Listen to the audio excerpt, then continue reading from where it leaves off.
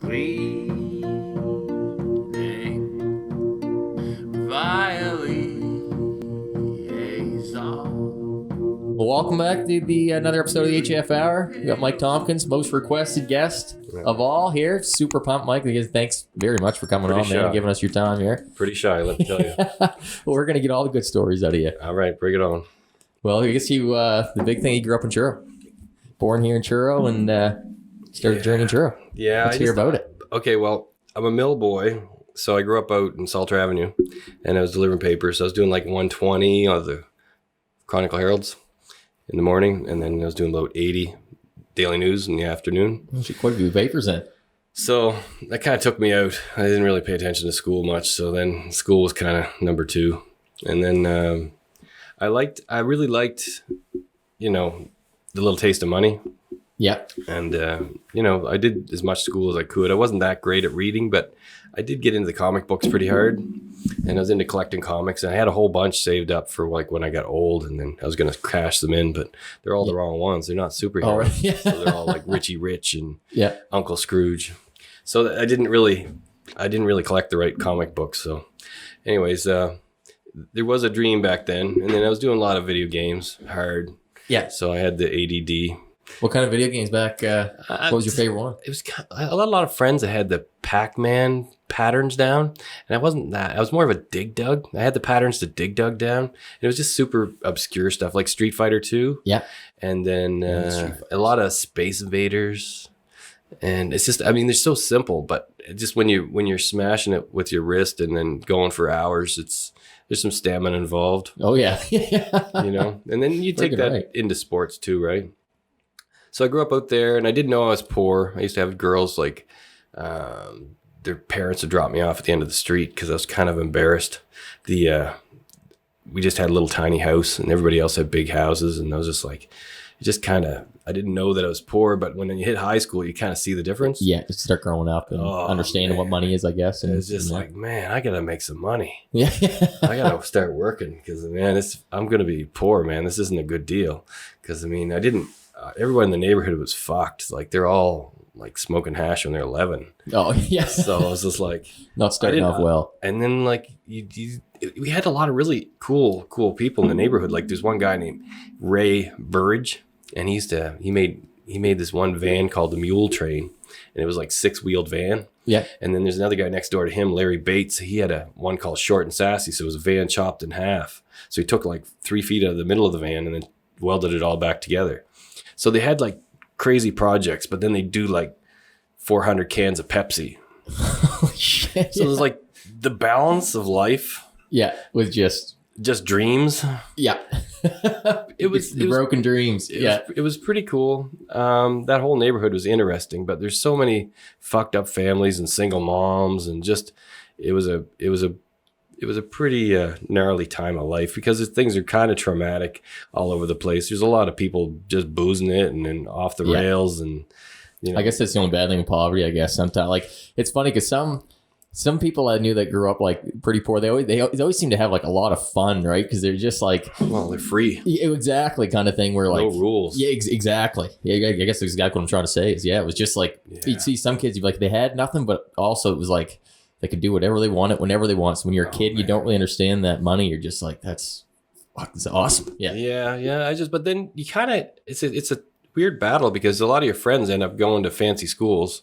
And then I got up at the Dow. I went to College of Cape Breton and then went to Dow. But going backwards a bit, I didn't know like when they put a turkey on my doorstep at Christmas time that the church dropped it off. And I went and took it back to the church and dropped it on their step. I was like, man, I am not getting handouts from anybody. Yeah. I am going to work for my stuff. I'm not going to get shit handed to me. So anyways, it was a bit rough in the beginning. And then, I start trying to do the entrepreneur thing. Yeah. Had a little klepto phase. Yeah. We used to go down to the Shell and steal comic books, and we'd have the little 2 buttons open on your little plaid shirt and shove them around the back and then walk out with my hands in my pockets.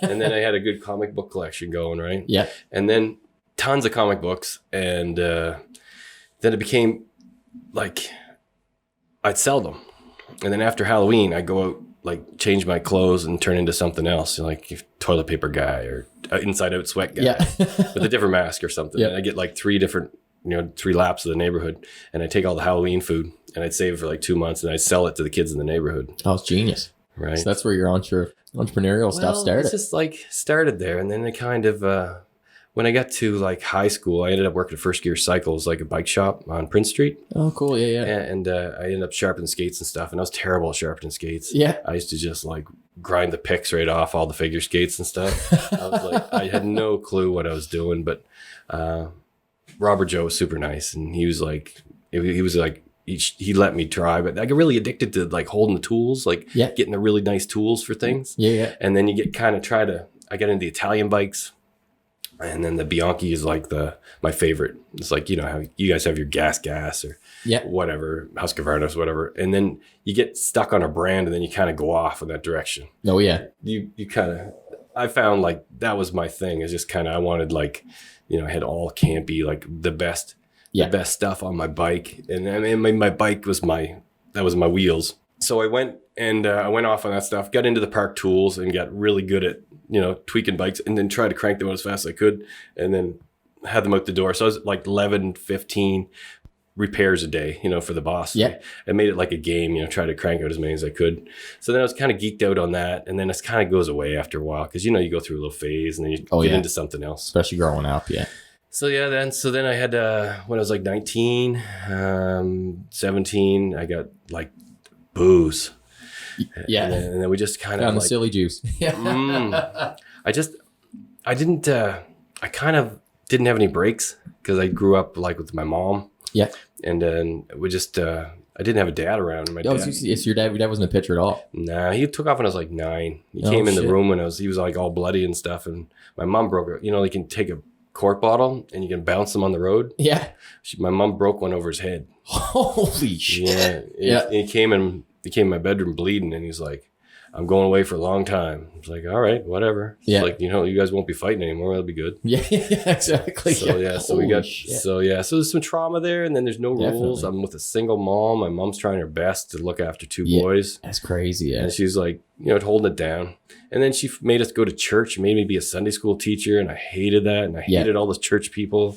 I couldn't stand all those church people. It made me crazy because they're not special. Yeah. Yeah. You know what I mean?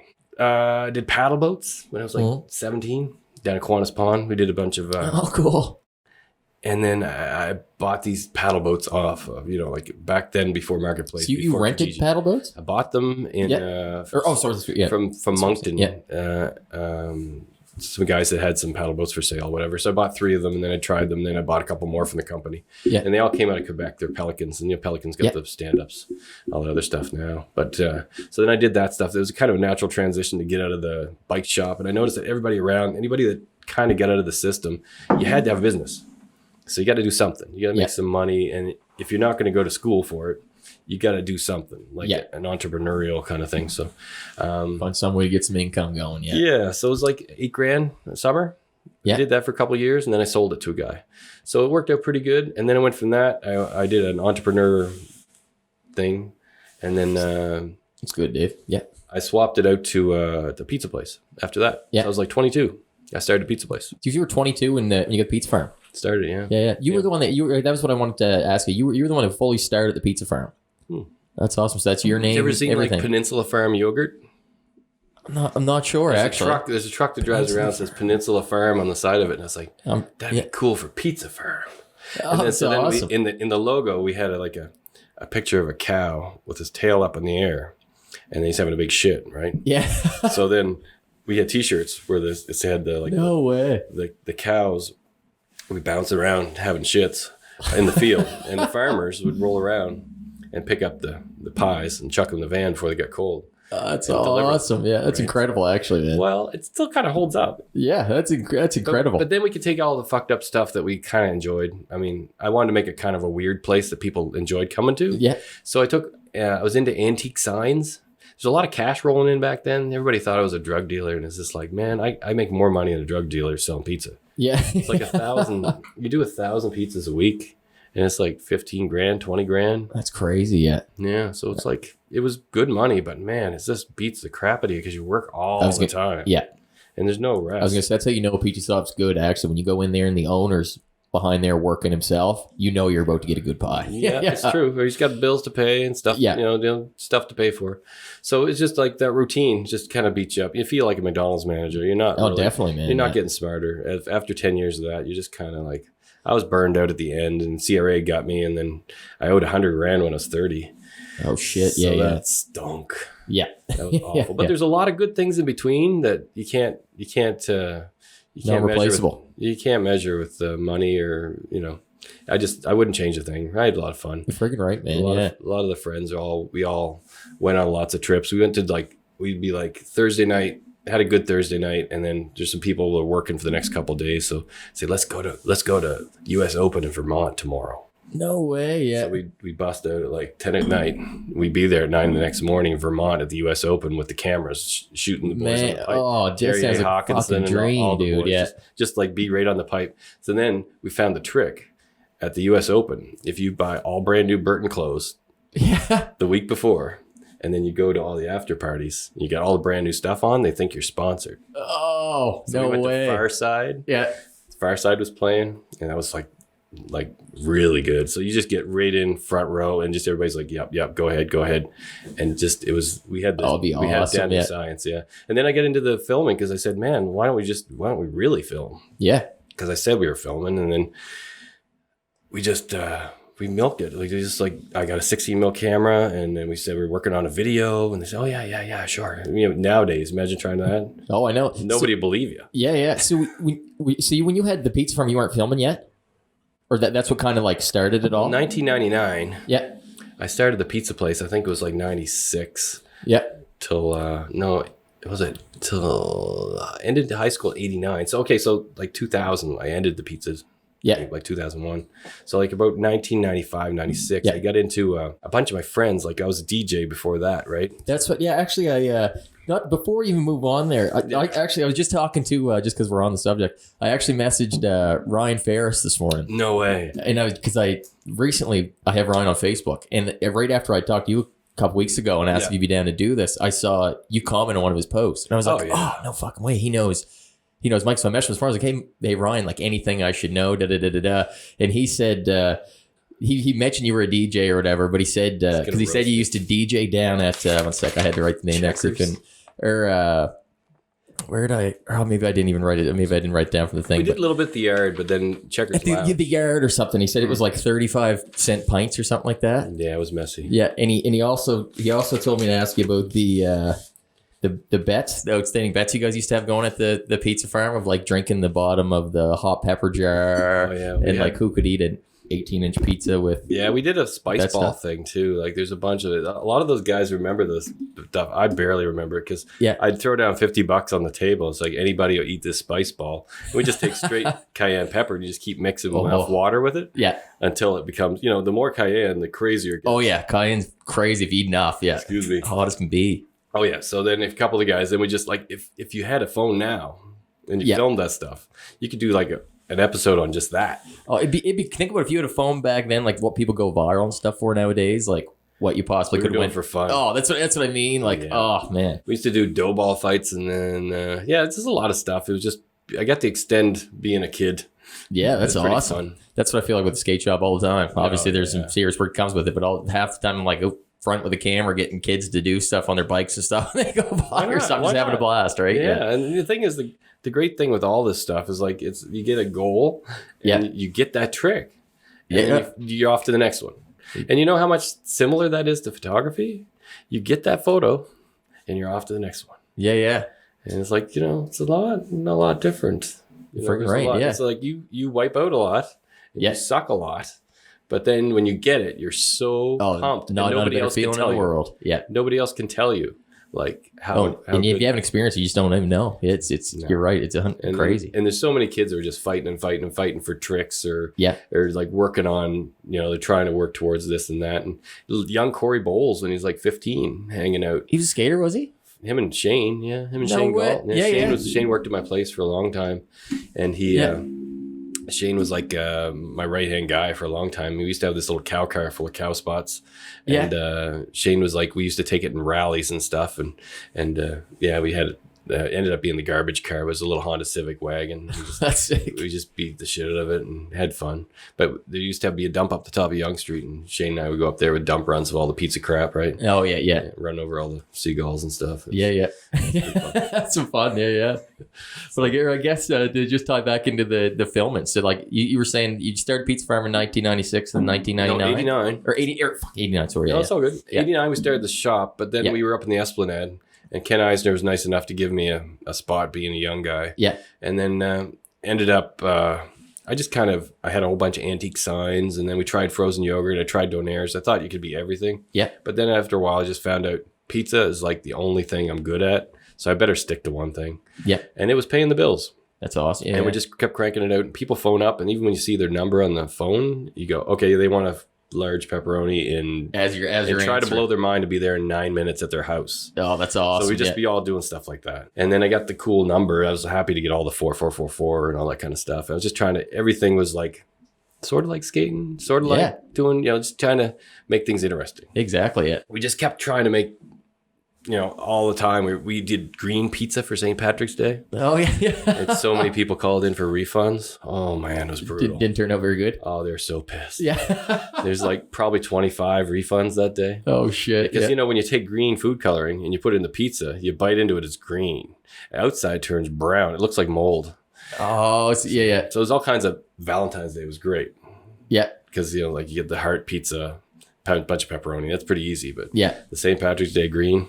Fail. Yeah, not a good one. Yeah, almost emotional damage on that one. Yeah. It was bad. That's too funny. But we tried, right? Oh, exactly. Yeah. If we fucked up, we just try something else. They're fucking right. Yeah. I think that's huge. You're just throwing shit at a wall and seeing what fucking sticks. Yeah. Seeing what works. And then if it works, you got to remember that worked. Yeah, exactly. And take that and go to the next level. Yeah. And keep working on it. Because it's just like there's other things you can try and just try it. You don't be scared. Just fuck up. Go ahead. Yeah. Oh, exactly. That's it's weird how many people really have a fear of fucking up too, and it's just that's just gonna happen. Yeah. You talk to anybody who's like anybody I've talked to who's experienced success will tell you a million stories of how many times they fucked up or almost went bankrupt here or did this or did that, and you're just like, oh, it's almost nice to hear sometimes. Yeah. You're not getting smarter by being scared. No, exactly. Yeah. It just doesn't work. So anyway, try to get me on track here. What are you thinking? Or we hope to hop in the filming because you guys were at you guys went to the Burton US Open and you kind of realized like you had the 16 mil and stuff like that. So I got hooked up with the guys. I realized like the best movies use 16 mil, and I'm just like blowing through footage left and right and like sucking at it. Yeah. And it's expensive. It's like $100 for 3 minutes. Oh, that's like people still do it nowadays. I'm like, holy shit, you just burn money. Yeah, I know what you mean. Yeah, just expensive. So you're burning money. Burning pizza money's not so bad, but still burning money. Yeah. I did a bunch of Rockport, Maine workshops and down in Maine. So it's like, I know, sorry, it's a little redundant, but the workshops are the best people in the world at what they do. Mostly Los Angeles teachers, like Harvard and Yale teachers, and they all come to Maine in the summer, and you can shape all the things that make you better for all the film and stuff. So I had the 16 mil. I was doing 16 mil intro, and then I do advanced, a bunch of other stuff. Yeah, they were all tweaking on the 16 mil stuff, and all those people have movies at Sundance, and a lot of them, producers, and you meet world class people, like the best in the world, and they go from Maine to Boston or LA, and they're like the best in the world. So I had that influence, and then in '99 I started going up to Sundance. You have gone to Sundance as a volunteer. Okay, yeah. So in '99 we started volunteering. So every January I'd go to Sundance for 2 weeks. Yeah. And get to hang with all the best. Oh, it'd be crazy. Yeah. So we went to Dogtown Z-Boys when it first came out at the premiere with like, Tony Hawk sitting with us. No way. You're at that premiere. Yeah. Holy shit. And all those boys are sitting all around me. It was like, man, all of Lance Mountain, all those guys. I was just sitting all around me. They were sitting in the pile of all those guys. Yeah. It was like, that was the dream for me. And I get to meet one of the Beastie Boys, and I get to chill. I was going to go ride with him the next day. Yeah. It was Adam, and he's like, he's the one just died, right? Yeah. Well, not just. Just, but yeah. Anyways, we were supposed to go up in the mountain. He gave me his number, and we were going to go ride the next day. Holy shit. But then it rained. Yeah. I was like, but at the time, I had a great conversation with him. He's the nicest guy, and he played kind of dumb. Yeah. Which I was surprised because I thought he was way smarter than that, but I think he might have just been playing me or something. Yeah. But he was like one of my idols. The Beastie Boys was right, part of that's part of the fabric in the day. I get to meet Mickey Rourke. Yeah. We went to Ozzy Osbourne parties, Playboy parties, and they just give you liquor, and you remember the first hour, and then the rest is a blur. Yeah. Yeah. At 5 a.m, it's just messy. Yeah. There's this place called the Silver Mine up there where it's the actual silver mine, but there's like massage rooms and there's like 10 DJs. I met Spike Jones' little brother who's a DJ out there. I was a DJ, so I knew the tunes and I could sit behind the tables and do a little bit of stuff, but I wasn't as smart as those guys. They were way smarter than me. Oh shit. Anyway, so I roll with those guys and best in the world, like really good. Yeah. And then you try to come home and then it's just like, man, I gotta go make pizzas. Yeah. Oh yeah. So you do that. Yeah. And you go get drunk a little bit. I had an awesome girlfriend back then, and she was very supportive. Yeah. And anyways, it kept me out of trouble for quite a while. Sometimes you need that. Yeah. Yeah. So anyways, so that was that. Pizza days were just blurry, messy. We had the cow party. Yeah. So the whole dream of the cow party was that I went to my friend's farm, and there's a little kid who's like 3 feet tall, and he had rubber boots on, and he's blonde and freckles, and he went and he was like, "Hey, mister, do you want to see something cool?" And I was like, "Yeah, sure. Yeah, show me." So he went over this cow, baby cow, just born like 2 days ago, and he put his fist up to his mouth, and he just went right up to the elbow, and I was like, "What?" Okay, okay, that's cool, bud. That's awesome. So then I just left it alone, and then I thought about it, and then it's like, if we had a party and we brought that cow, and then anybody passes out, we threaten them with the cow.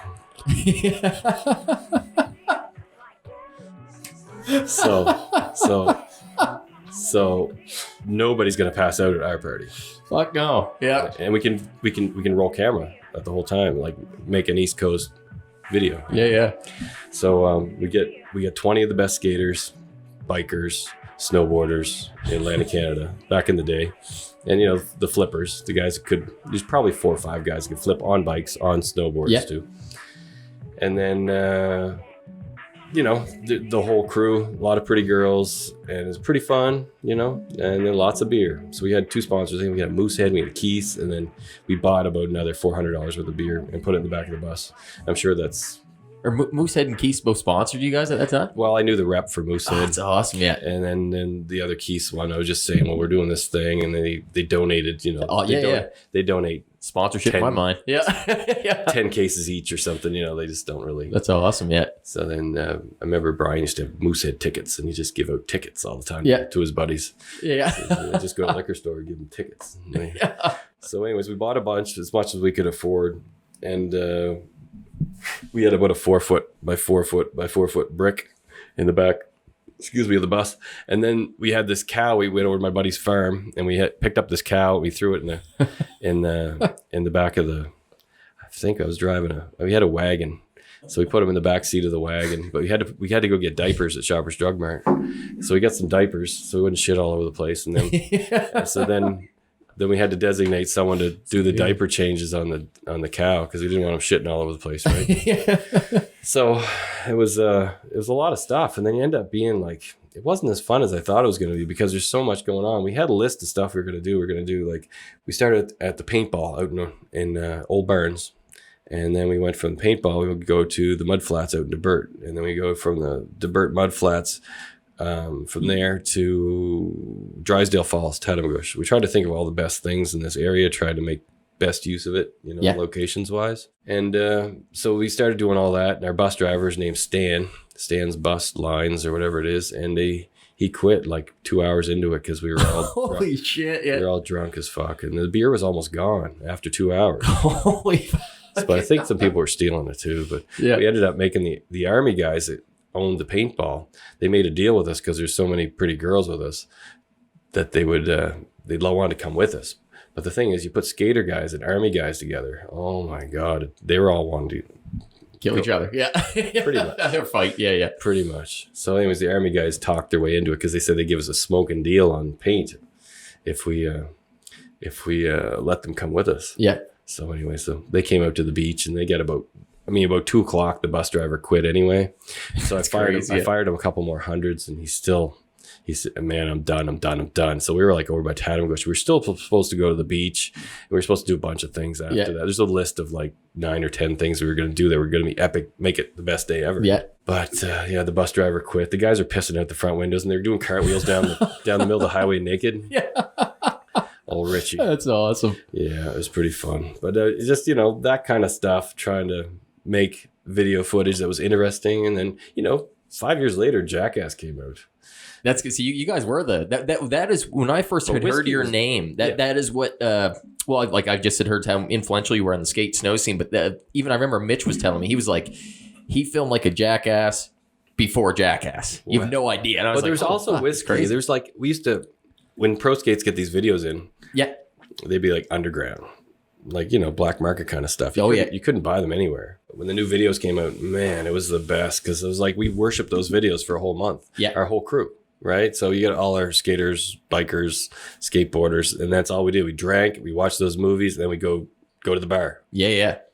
So, it just, I don't know, maybe there's nothing else to do in Truro. I just think times change, man. Like I like that sounds so awesome. Nowadays, like people like there's video games and phones and stuff. People just don't do that stuff nowadays. It's crazy, man. Like even I was kind of like on that bubble of like I have a bunch of awesome memories too as a kid, but there's kids nowadays I don't think experience really much of that at all. Right. Like it's crazy, man. Just with how crazy the internet's gotten and stuff, the kids don't want to leave their house. Oh, wow. Yeah. That's super weird. It is, man. Yeah. So with the pizza place, it gave me a bunch of money. So I went and started doing things I wanted to do. So I started restoring Land Cruisers, old Jeeps. Yeah. So I get into that and then 4-wheeling and stuff. And then a bunch of the guys, you combine that with the snowboard and stuff. You can kind of go backcountry stuff and drag people around with the Jeep and stuff. And there's like times where you kind of, when Park Street would flood, you kind of try to make the whole thing with your water up to the bottom of your windows. Yeah, and don't let off the gas. It was pretty fun before they would close it down. Kind of thing. You could kind of go under the bridge, under the subway, try to do it like right up to the windows.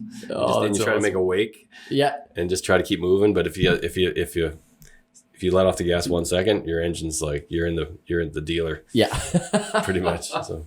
Yeah, so we did that, and it was a good run, man. No regrets. The pizza place was fun, and there's a lot of good kids, man. They all used to come. It was like like the old show Cheers. You're the bartender. Listening to everybody's stories. All the kids would come. Like it was therapy for a lot of the kids. They just come there. Well, that's what Ryan made it seem. So I think Ryan said he met you buying pizza from your shop in grade 8. It was so weird. So then he just said, but I treated him normal. Yeah. I didn't treat him like a dad. But dude, that was like that's how kind of like I see Mitch has done that too for a lot of us. Like he was the first guy like 10 years older than me, but talked to me like I was no different than fucking anyone. Yeah. So it just I just respect that a lot. And he probably respects. He sees you working hard at stuff, and he says, "Man, keep going." Oh yeah, exactly. And supporting like you guys just going off on what you like. Yeah, exactly. Yeah, and find out you like it or you can keep going or. Stop and try something new. Yeah, no, 100%, man. Yeah. I always kind of wish that like every 10 years I try something new. Yeah, because you get kind of almost like a refresher or something, a restart or something. Yeah, I did when the CRA cleaned me out when I was 99. Yeah, and 01 something like that. I sold the pizza place and I had enough saved up like $5,000. I went to Oaxaca, Mexico, and I had one of the best women photographers in the world, Mary Ellen Mark, and she said that I had what it takes. I'll get you in any school in the world. Yeah. And she was the best in the world. So she could give me a letter of recommendation. I'd go to any school I wanted. Oh, shit. And I was like super pumped. So I came from Vancouver. I applied to the Arts Center in LA. That's where all the guys do big commercials go to. Yeah. And she got me into Arts Center. No problem. Here's the letter from Mary Ellen Mark, blah, blah, blah. And I got in, but then they go, oh, yeah, and it's $30,000 tuition. Holy shit. I was like, I could sell my apartment building, which is the Pizza Farm building. Yeah. And I'd have $30,000. Or don't go and go to NASCAD. And I went to NASCAD and just didn't go. And I assisted for a guy in Halifax that went to the same school, Art Center in LA. Yeah. He used to work for Playboy. He's like high-end photographer guy. Yeah. And tried to get smarter from him. And then I got a call from Trailer Park Boys. That's awesome. And I was like, I quit school. Because I wasn't learning a lot at NASCAD. And so a lot of teachers kind of treat you like shit because you're around the same age. Yeah. So they're not feeling like they're I can see that. Yeah. And I was asking too many questions. They even said I was asking too many questions. Yeah. So it's kind of weird. So I got the call from Clattenburg, and he loves the documentary style photography. He likes using, like, there's a square, right? And you stack people up across it. And a lot of people just go click. But if you put this is in the foreground, Yeah. and then there's people in the background, and you build that frame, there's a front to back that nobody uses with your lens. It's a nice 28 mil lens. Yeah. You get something in the foreground, and you get shit in the background going on, and then they're not looking at you; they're just doing their thing. Yeah. That's interesting. Cool. Yeah. Yeah. Because the people, as soon as someone looks at the camera, it breaks that wall. And you don't. It's not interesting anymore. Yeah. So when people are not looking at the camera, which is Mary Ellen Marks from her documentary course. Yeah. And anyone looks at the camera, throw the picture out. It's awesome, actually. Funny enough, you say that. If somebody takes a picture of me, I never like pictures of me, but if somebody gets a picture of me when I'm not trying to take a picture, just out, always like the picture 10 times honest. More. You're 100% right. Yeah. It was 100% right. So I came off that photo course, and then I was all pumped, and I hooked up with Robert Frank, and he was like one of the godfathers of photography. He taught, like Bruce Springsteen said, he wants to sing like he takes pictures. So this is the world-class level. So I'm at Sundance. I can drop his name and everybody knows him in the film world in New York. Yeah. So I'm working for this guy in Cape Breton. Holy shit. I was just like running around doing stuff for him. And he's like a legend. And my mom thinks he's like a cult guy. And she goes, stay away from him. Yeah. And she's like, but Mom, you don't understand. He's the best in the world. He did this video, he followed the Rolling Stones around. Yeah. And when they were having sex and drugs, whatever. But he was the guy that was like getting them the drugs. Yeah. Holy shit. So he filmed them all. That was fucking wild, yeah. And then he put a video together, and he wasn't allowed. He was sued because it was called Cocksucker Blues. and he was sued by the Rolling Stones because it would have blown up their career in 72. Yeah. But he loves the honesty. He doesn't like them staring at the camera, the documentary, the rules, right? The black and the white is hope and despair. It's like, it gets you need honesty to be interesting. Friggin' I'm that 100%, man. Yeah. So to make things interesting, he just followed them around. Yeah. And then he piled it all together into a movie made Cocksucker Blues. So anyways, a lawyer in Chester, of all places in Nova Scotia here, made an injunction against Robert because he lived in Cape Breton. Yeah. And he wasn't allowed to show the video at all unless he's in the room. Oh, he showed it 20 times in New York, in LA, in theaters, right? Oh, and shit. He's the godfather of documentary photography, and he was living here, which is pretty cool. That's crazy, yeah. And I got to work for him, which is pretty awesome. That's awesome. So I was his... So that was like you're into Trailer Park Boys, or that was a little bit after? Right at the beginning. See, Trailer Park Boys was just a little slice. It became 2 months. Okay, yeah. In the beginning, I was like 2 months, and then a whole bunch of Corey kind of hooked me up with them. Yeah. He was my old roommate. He used to come into this building, and he dances Michael Jackson. Oh, no. Crush. Yeah. He just crush everybody. And he'd win a dance contest, $1,000, and he'd give it to me for rent. Oh, that's 5 months. Pay his rent for the dance contest. Yeah. $200 a month. So he paid for 5 months rent. That is amazing. Yeah. Right. So then Corey hooked me up because he's my old roommate. Mm-hmm. And he said, man, come talk to Clattenburg. I'll hook you up with these guys. Yeah. So they're looking for a photographer. So, all right, well, fuck yeah, do it. Whatever. They're doing the show and just, whatever. Just, come on. So then anyways, he was Corey and Trevor. Yeah. And then I was one of 5 mics. That's crazy. I used to do security. There's like 42 trailers. Yeah. And we set them all up, jacked them all up. And then you have sometimes you have 5 seconds. And you hear crack. And you have, get out! And the trailer would fucking, the bricks, when you're pumping up the trailers. Yeah. You put these bricks under the trailers and you stack them 5 high. Yeah. To hold the trailer up. And you have to do it in 4 spots. Oh, and sometimes when you're pumping one corner up, the bricks would crumble. Yeah. And you hear a big crack. And you get like 3 seconds to clear. Oh, shit. And the whole fucking trailer. Holy fuck. It was trippy. Like, you're so That's awake. crazy, yeah. So awake. So at all times, yeah. I just broke up with my girlfriend. I was on the whatever. And then these guys, 2nd, 3rd season, they get a trailer park in Cole Harbor. So I was like, fuck. So they rented the whole thing is what they did? Bissett Road is an old mental hospital. It was all pink. Okay, cool. Rubber rooms. And there's unmarked graves across the road. Yeah. It was like trippy. So I'm security. I'm art department. I'm stills.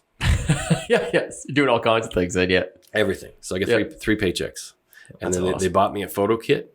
So, you know, when they're doing like Panther stuff and they're doing like the conky stuff, whatever, it's just like I am like, they have a Christmas show. I'm picking willow leaves off the tree in October. Oh, yeah. I'm doing all the shit work. And Yeah. then doing security all night with free internet. And then when everybody go home for the day, I go hop in the makeup trailer and then have a little tub.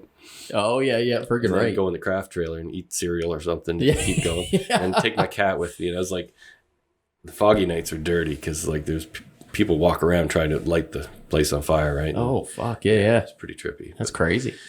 But man, those guys set me up. It was like 2006. Yeah. A little Tercel and me and my big speakers, and that's about it. And That's all my awesome. clothes going up there. And I lived in one of the trailers for 2 years. Yeah, it's pretty cool. Like That's coming out of Truro. Yeah. Like just on a bit of a skid. That is awesome. Yeah. And then like I sold my pizza place. I was still renting to Tony. Yeah. And then 2009, I sold the pizza place. So then I had 60 grand, and I just like, when I ended the pizza place thing, I had a VLT addiction. Yeah. The old And bells. It wasn't good. The swinging bells. Yeah. The took old me fucking out yappers. hard. Yeah. And I just like, I had to get out of that routine. And I was just so bored doing the same thing every day. Yeah. And then I was trying to find new things to keep my brain busy. You got your bikes. Yeah. Yeah. I didn't have anything interesting. So I had Yeah. to do something. So the photography was really good, but I couldn't jump off the deep end into it. Yeah. Because I didn't have enough. I could go take more courses, but I'd have to stop working, and then I'd still be a broke guy Yeah. paying for these Paying for $3,000 the courses courses, yeah. down in Maine. When I'm doing all this trailer park stuff, the show's getting kind of bigger and bigger. Yeah. So then I'm not part of the family because I'm not a film dude, but I'm trying to help out and I'm trying to learn as much as I can up in the city. Yeah. And it's not Truro anymore. Like it's a whole different world. So Yeah. I'm getting introduced by being one of 5 mics on Trailer Park Boys. Yeah. I'm getting introduced to all this Dartmouth crew, which is like before Matt Mays, before, you know, this is all Dartmouth crew OGs back Yeah. in the day, and they know everybody in Dartmouth. So all their connections I'm learning. I'm getting like, I want my car fixed. I want this done. I want this Yeah. done. You know, anyway, so if you want to work up there, you can work as much as you want at whatever you like doing, which in Truro, you kind of get stuck in kind of who you know. Oh yeah. Definitely. What you're doing. So anyways, it was interesting to take it to the next level and do things I really like doing. So I could do photography. Yeah. So I did photography stuff up there. I really liked it. We were doing shooting. They kept on digging deeper into the photography. So Cladberg liked my documentary style. He liked my, 28 mil. So the whole first season that I worked, it was season 2. Yeah. And then season 3, I was like kind of full blown. Like season 2 was kind of the test run, but then season 3 we get into 28 mil. I shot 28 all season. Yeah. So then 28 was like building it front to back. Same as Cladberg, because he was building the documentary style. He was trying to have people in the front and then people in the back, and then make the frames interesting. Yeah. So it was like someone's chewing on a hot dog. You know that 11 inches, that hot dog's blurry. 11 and a half, you're sharp. Oh, okay. Yeah. So you pull that right into the right side of your frame. Yeah. And you follow them like on that. And you just like take that lens and you carry it as close as to the edge, but you want that fucking, like everything That's cool. Yeah. really sharp in the foreground. So you follow just like that. And you learn to use that lens. And it's kind of an addiction. And then when you fuck up, I you bet. get mad at yourself. Yeah. It's like a trick. Yeah. Exactly. Yeah. Because you're just like you're pushing as hard as you can, but then the guys are going off because they're doing crazy shit. Like whatever Trailer Park Boys do, but we don't even care. Like, okay, ha, funny, but we really want to make these frames interesting. Yeah.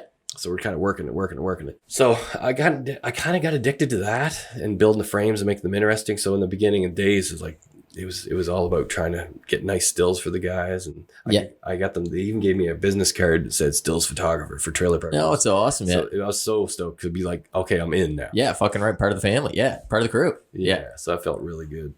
Coming from Truro. I mean, that's not Fucking really a right, man. stretch from a lot of the guys you grew up with in Truro. Yeah. Because it's everybody's kind of like that anyway.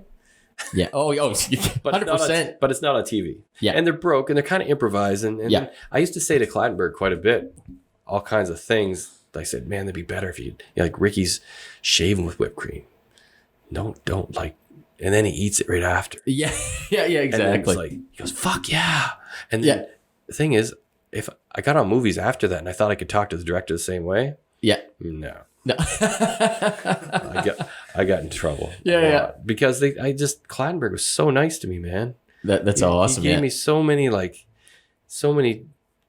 positive vibes all the time. And it's just like, man, let's make this more interesting. Yeah. Make it more crazy. Freaking right. So then when they're stuck sometimes for shitmobile, I'd find one for them because, Truro's like the car capital. So you guys going, I thought there was just the one you guys used all the time and just got it kept going. They went through a couple of them. Especially for the movie, they had to get one and tweak the brakes.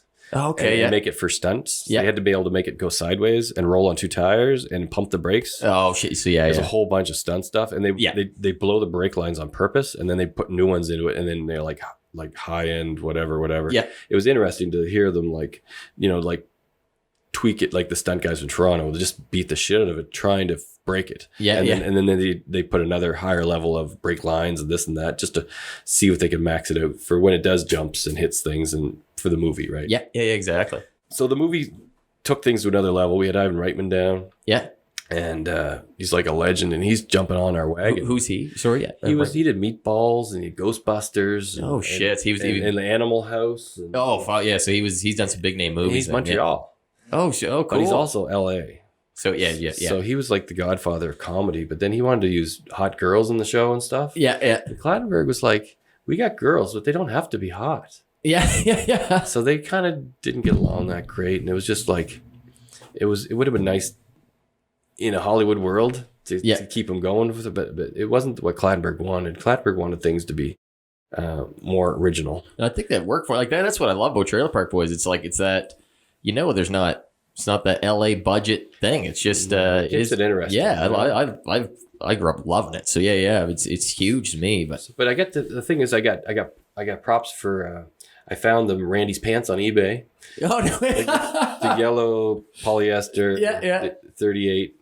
Yeah. Oh, that's incredible, so man. I found them a couple pairs of those polyesters on eBay because they couldn't find. They get stuck and they come to me and they find them stuff. So then they almost went to British Columbia for a weed field because they couldn't find. They needed an acre minimum in like season 4, like propane, and that one. Yeah. Like propane. Yeah. Oh, yeah. Sorry. Yeah. So then we had the hemp field. We found one. So with the AC in Truro. Oh yeah. I say, where's the hemp fields? And they say, well, this one had a test one last year, but this one didn't work. But this one, one sec. Got on the phone, called this guy in New Brunswick. Oh, I was going to mow it this week. No, just hold on. Wait a week. Yeah. They paid them to keep it for another week. And we went up and we shot for a week. Took Rita up, Men of the Deep. Yeah. Singing in the field in the middle of the night. Oh, man. It was fucking that would have been amazing. So fun. That would have been amazing, dude. So fun. Freaking Neil rules. Yeah. It was so fun back in the day. Just like when you got those moments and it all comes together with all the smart dudes. Yeah. Like everybody's super interesting. So. Man, that's still like you're still filming with them now. Like, do you still film like their swearing at stuff, or like are they? They got their own team for the swearing at thing, but I just did a points bet commercial for them. 2 days shoot. Oh, cool! And it was about this is how we do sports. So they wanted the boys to look like back in the day, original. Yeah. Photo stuff. So it was pretty funny because they get to do like awesome. Basketball and. They did golf and football and stuff like that. Yeah. It's pretty interesting. How are like the 3 boys to work with? Like amazing. They're all the whole crew's all. I was gonna say you sound like you got your pretty good relationship with them all. Oh yeah, they're all super friendly. That's awesome. It's just that I didn't work as much because like after 2010 they went non-union, didn't have as big a budget. Oh yeah, and they went lower budget, and then I was all working on the bigger shows like American shows that were coming through. Yeah, and then I'm in the union for that stuff, so I just kind of took the union shows and kept going. Yeah. And then those guys just kept doing their thing. And it's cool that I was super stoked to shoot for them last week or 2 weeks ago. That's awesome. It was super fun because we get to make stuff look like the old days because we get to use the full frame of the camera. Yeah. And we get to use it oh man, I get some shots of them doing basketball and some stuff. That's awesome. Yeah. Ricky's barbecuing in a trailer. Oh no. That's awesome. Can't wait. I love all that stuff, man. Fucked up. It looks like a show that never happened. Yeah. But it's just shit. And then they're playing basketball and baseball in the trailer and just fucking around. It's really interesting. So awesome, man. There's a great team at PointsBet. All those guys are super nice to work with. So yeah. It was cool to work with those guys, and it was super interesting. Yeah, that's awesome, man. So then it was just before that I had backing up a little bit, go back to just before the pizza place ended. Yeah. And then before I got on Trailer Park Boys, Clattenburg did a video with this band called Len. Yeah, actually, that was like one of my key topics. No Perfect. way. That's what I wanted to ask you next. So just 1 sec. I even had. Okay. Just so everybody knows the song watching this. All right, yeah. Just one second. I got it. I was at the dentist the other day. I think I got it right up here. I was at the dentist the other day. My dentist, she's from Newfoundland. She's like probably 25 in Halifax. Yeah. She didn't know who Jason Priestley was. She goes, "Oh, I have to Google that 1 second." I was like, "What?" That's crazy. Yeah. I said, "Okay, I'm old now. Sorry." But yeah, for those of you who don't know, yeah, because you filmed the song. Well, I did film that song. I was just the stills guy. You're still still part of the song. Yeah. That's it. The thing is, I got a lot of these guys So back in the day. yeah. Brian, Derek, Corey. Corey was almost part of this band. Yeah. Oh, was he actually? Yeah. So, and then Stinkin' Rich, 6'2", went to community college here. Yeah. So all these DJs came out of Truro. And I was the DJ before they were DJs. Yeah.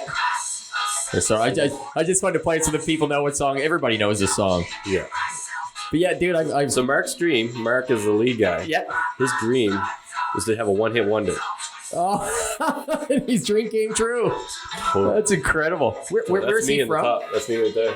Oh, that's you on the scooter? Yeah. So that was like the best week of my life. Where was that shot? LA? No, Daytona Beach.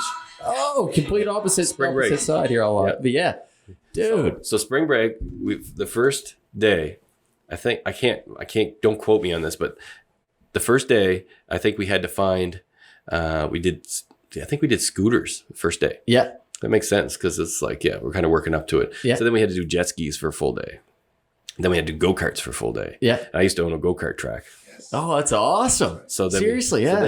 So then we had to find girls for a whole day. Yeah.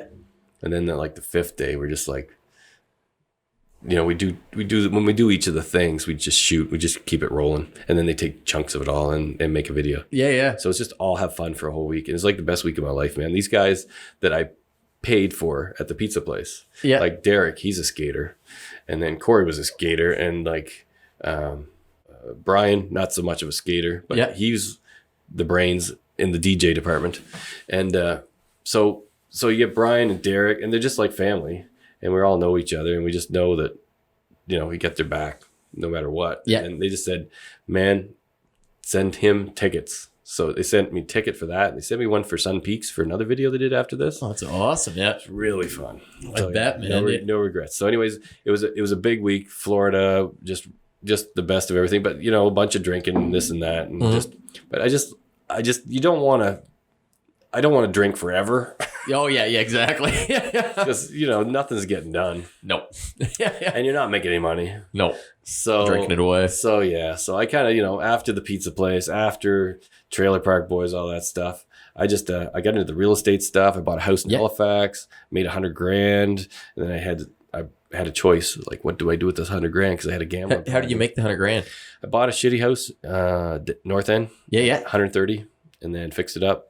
I put probably 60 into it. That's awesome. From Kijiji. And, you know, and then sold it. I had $100,000 cash after profit. That's awesome. Yeah. Like that was my profit for the road. And I bought 2 more houses. Yeah. So then I bought the one I'm living in now and then an apartment on North Street, which I still have. Yeah. So I just been living off that stuff. And then That's I work awesome, on the movies. Man. Yeah. Trying to get smarter at that stuff. But then I like restoring old houses and stuff like that. Yeah. I was going to say the first time I met you was at the old shop because I remember... you won't even remember this, but I remember I had just started working for Mitch, and I was just over there, and you came in and was kind of shooting the shit with you for a minute, and I didn't even know. And then Mitch came up from his office downstairs, and he was like, "You know who this is?" No, he was but still, no, he was like, I'm just the local guy. But still, man, he was like, "You don't know what he's done." But then I remember you guys were going on about old stories, and I was like, "Holy shit, man!" That's all. Yeah, just super cool, man. Yeah, well, you know, you gotta like what you're doing. And... Freaking right. We're not trying to pump your tires up or anything, man. We're telling it how it is, Mike. We're telling it how it is, brother. But I just, you know, it's like I just gotta keep it humble, man, because it can all go away. Oh, 100%, man. Yeah. You know, it's just like it's all bullshit till it happens. Is Clattenburg's favorite thing. Yeah. Like, you know, that's awesome. You can dream about stuff, but you know, when it happens, you can get excited then. But I'm just so scared when something goes good. It's like something's gonna go wrong. Oh yeah. It's coming. It's coming. So, No, that's awesome, man. So, yeah. But yeah, and then you're just we're getting off here. Mitch said if you filmed him when he was like 14, 15, something like that. We did a bunch of stuff with the 16 mil. I still got the footage. I'm going to dig it out one of these days. Awesome. It'd be pretty fun to dig it out. Yeah, I mean, he's taking it to such another level. Oh my God. Yeah, guy's an animal. Yeah. He's so good at what he does. His old man was awesome at it too. That's what everyone says. Yeah. Yeah. It's like, man, his dad is like rock star too. So it's like, it's nice that he's got those genes that just keep him going, man. He's like, I'm proud of him. So proud of him. Even Drew Bezanson. Holy shit. Dude. That dude, it's like, I'm so stoked for him. But, like there's guys like Randy Burke that used to hang around with Derek and all these guys. Randy was in the shop yesterday. Randy's watching this. legendary. Randy was he broke his binding yesterday snowboarding. He's an awesome fella. He was legendary back. They had Airwaves stunt team. Oh, they no way. They used to go to the exhibition with their bikes and doing tricks and stuff when nobody did that stuff. Funny enough, we were watching a little skate video on the thing, and that's what Randy was reminiscing yesterday about BMXing. He was like, I remember doing all this on the BMX when I was a kid to kind of talk about it. That's cool. Good. Yeah. So good. Super talented. That's awesome, Yeah, now he's just a dad. Yeah. Hey, he still snowboards with his daughter, though, and he's in bikes, and he's making her into a superstar. Oh, yeah. Wait. Freaking right. Like 5 years, she's going to be a rock star on the snowboard, for sure. Yeah, I can't wait to see what they do. I'm stoked for Randy, but I just like my daughter doesn't want to do that. We don't live close enough to the hill. Oh yeah, it's just like too far. Yeah, because you have two daughters. Yeah, I got two girls. Yeah, awesome. They're like 8 and 12. They're awesome, but just saying like that's not their thing. Oh yeah, but I think if they tried it, I know they'd love it. Yeah, but Randy's got the girl on the mountain bike, and he's got even when before the seasons change, he's already he's like mountain biking, but while the snow's still here. Yeah, exactly. Oh, he's just man, that girl is going to be really good. Yeah, no, she's a cool girl for sure. Well, it was awesome to chat with you. That's awesome, Mike. Thank you very much for coming on, man. That was it's nice. I don't like toot my horn, just saying, dude. But, like I get a lot of good people around me sometimes, and then freaking right, man. And it's it's nice to have good energy, man. Yeah, man. There's a lot of people. I like to say I was pumped to have you come in. I was half nervous today all day. No, make sure I fucking. I said I was nervous. I don't fucking tell them I said I was nervous either.